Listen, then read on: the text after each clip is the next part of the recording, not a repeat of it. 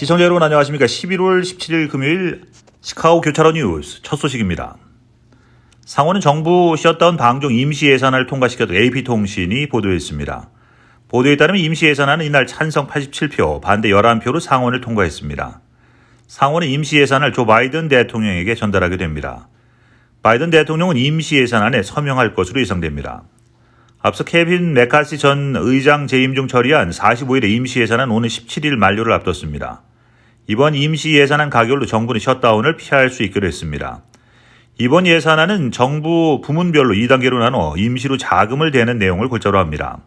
내년 1월 19일까지 군사, 보훈, 교통, 주택, 에너지 등 분야 예산을 우선 편성하고 나머지 분야는 2월 2일까지 예산을 받습니다. 다만 러시아의 침공을 겪는 우크라이나와 가자 지구에서 하마스 소탕 작전을 벌이는 이스라엘에 대한 추가 지원은 이번 예산안에서 빠졌습니다. 공화당에서는 우크라이나 대규모 지원에 반대의 목소리가 큽니다. 시카고의 두 공항이 새로운 전국 순위에서 좋은 평가를 받았지만 미국 내 최고 공항에 속하지는 못했습니다. 월스트리트 저널이 이번 주 발표한 순위에 따르면 피닉스의 스카이 하버가 미국 최고의 대형 공항으로 선정됐으며 미니애폴리스와 렉스가 그 뒤를 이었습니다. 오헤어 국제공항은 20개 공항을 대상으로 한 대형 공항 부분에서 11위를 차지했습니다. 오헤어 공항은 그 가치에 대해 칭찬을 받았지만 설문조사 참여자들로부터 신뢰도에서도 낮은 점수를 받았습니다. 정시 출발과 도착, 항공편 취소 비율, 공항을 오가는 교통수단 이용 가능 여부 등이 중요하게 고려됩니다. 중형 공항의 경우 미드웨이 국제공항이 30개 공항 중에 16위를 차지했으며 대중교통 접근성과 편리성에서 높은 점수를 받았습니다. 한편 월스트리트 저널이 선정한 미국 내 최고의 대형 공항은 피닉스의 스카이 하버 국제공항이었고 미니애폴리스, 세인트폴 국제공항과 로스앤젤레스 국제공항이 뒤를 이었습니다. 중형 공항 부분에서는 산호세 국제공항과 샌안토니오 공항이 공동 1위를 차지했습니다.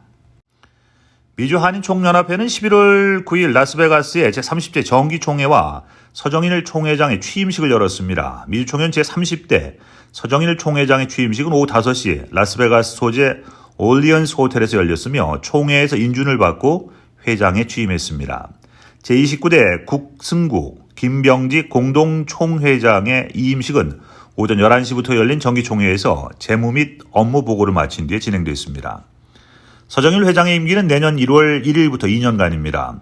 시카고 한인회장 출신인 서정일 회장은 지난달 정회원 300여 명 중 220명의 추천서와 등록금 $50,000를 구비 서류와 함께 제출하면서 단독 입후보했습니다. 이후 서정일 당선자에 대한 인준안이 총회에 상정돼 만장일치로 서정일 제30대 총회장의 당선을 인준했습니다. 서정일 회장은 취임사를 통해 이순신 장군의 필사즉생 정신으로 미주 총연의 발전을 위해 노력하겠다라며 미주 총연 네트워크를 통해서 한국과 미국 간의 가교 역할을 수행하겠다고 전했습니다. 미주 총연 정기총회와 총회장 이취임식에는 정회원 130여 명을 포함해서 200여 명이 참석했습니다. 시카고 한국교육원은 일리노이주 초중고교에서 실시되는 한국어 교육과정 운영을 위해서 필요한 정규 자격을 보유한 한국어 교사를 양성하기 위해서 시카고에 위치한 노스이스턴 일리노이 대학교와 교육협력 양해각서를 13일 체결했다고 밝혔습니다. 시카고 한국교육원과 노스이스턴 일리노이 대학교는 2018년 6월에 한국어 교사 자격 취득 과정을 개설하기 위해서 최초로 양해각서를 체결하고 3명의 한국어 정규 교사를 배출한 바 있는데 이번에 MOU를 연장함에 따라서 향후 일리노이주에서 필요로 하는 한국어 교사 양성을 더욱 확대해 나갈 예정입니다. 한편 시카고 한국교육원은 현재 시카고 교육청 관내 3개 초중 통합학교와 시카고 인근 사립학교 1개 교 등 총 4개 교에서 69개 반 약 1,700여 명의 학생들이 정규 과목으로 한국어를 배우고 있으며 향후 한국어반을 새로 개설하거나 다시 운영하기를 원하는 학교들이 더 있는 상황이라고 밝혔습니다. 세계 각국의 한인 정치인들이 참석하는 제9차 세계 한인 정치인 포럼이 13일 오후 서울 중구 장충동 신라호텔에서 개막했습니다. 세계 한인 정치인 포럼은 세계 각국 주류 사회에서 활약하는 한인 정치인들이 한자리에 모여서 세계 평화와 번영, 다양성 포용과 거주 국내 정치력 신장을 위해서 역할을 모색하기 위해 열렸습니다. 세계 한인 정치인 협의회가 주관하고 재외동포 협력센터가 후원하는 이번 포럼에는 10개국에서 76명의 한인 정치인을 비롯해서 국회 및 정부 관계자 등이 참석했습니다. 이번 포럼은 16일 교육, 정치, 경제 등 분야별 협력과 활성화를 위한 한인 정치인들의 역할을 주제로 집중 논의한 후에 폐회식과 재외동포 협력센터장의 환송 만찬을 끝으로 마무리됐습니다. 제36대 시카고 한인회에서 한인 회비 납부 캠페인을 본격적으로 시작했습니다. 이 캠페인은 회비 납부 회원 5,000명을 확보함으로써 중장기적인 한인회 역할을 강화하고 한인회 운영의 안정을 통한 차세대의 성장과 한인사의 발전을 추진하고자 시행되는 것입니다. 이 캠페인이 시작된 이후에 이미 간호사협회에서는 회비를 모아서 전달을 했고 여러 단체에서 관심을 보이고 단체 회비를 모아 한인회에 전달해 주기로 했습니다. 캠페인에 교회에서도 동참하기 시작해서 지난 12일 오전 11시경에 시카고 한인 제1감리교회에서 초청을 받아서 예배를 마친 후에 교인들을 대상으로 캠페인을 홍보했습니다. 당일 37명이 한인 회비 납부 및 도네이션을 해주었고 추가로 많은 분들이 약정을 해줘서 교계와 한인사회가 같이 협력하고 발전할 것을 약속했습니다. 시카고 한인회는 당분간 매주 주말을 통해 단체나 교회를 방문해서 한인회를 소개하고 캠페인에 대한 홍보 활동을 이어나갈 전망입니다. 잠시 전하는 말씀 후에 뉴스 보내드리겠습니다.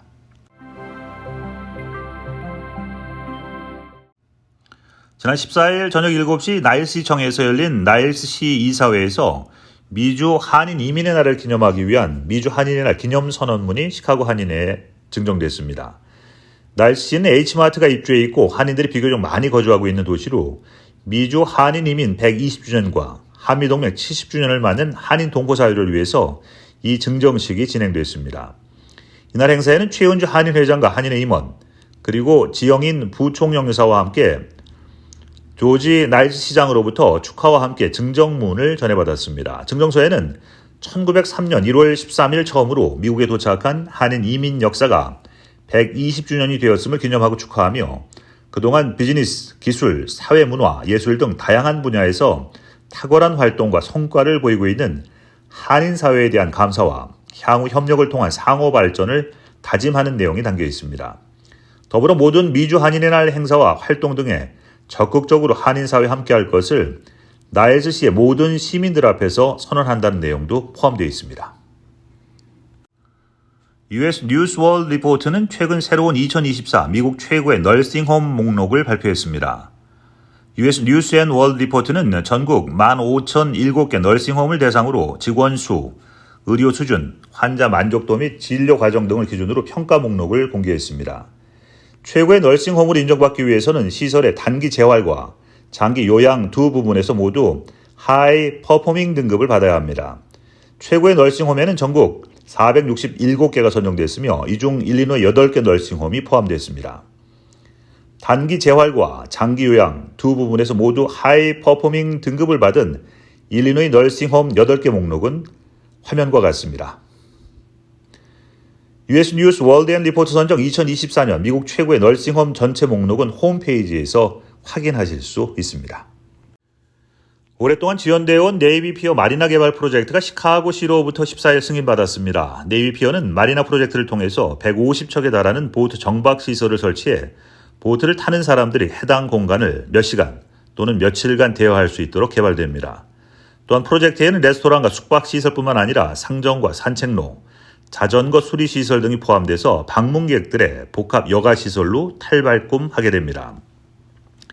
마리나 프로젝트가 차지하는 공간은 노 슬립 오브 네이비 피어 부문으로 시카고의 물처리 시설에서 멀지 않은 곳에 있다는 보안상의 문제로 2016년부터 승인이 지연되어 왔습니다. 새로운 마리나 프로젝트는 2024년 착공해서 2025년 5월 완공 및 개장하는 것을 목표로 하고 있습니다. 대학 입학률과 전반적인 외국어 수강률이 감소하는 가운데 한국어 수강률이 가장 높은 증가세를 보이고 있습니다. 15일 뉴스 사이트 엑시오스에 따르면 현대언어협회는 미국 대학의 외국어 수업 수강 인원과 관련해서 2016년 141만 8,584명에서 2021년 118만 562명으로 16.6% 감소했다고 이날 발표했습니다.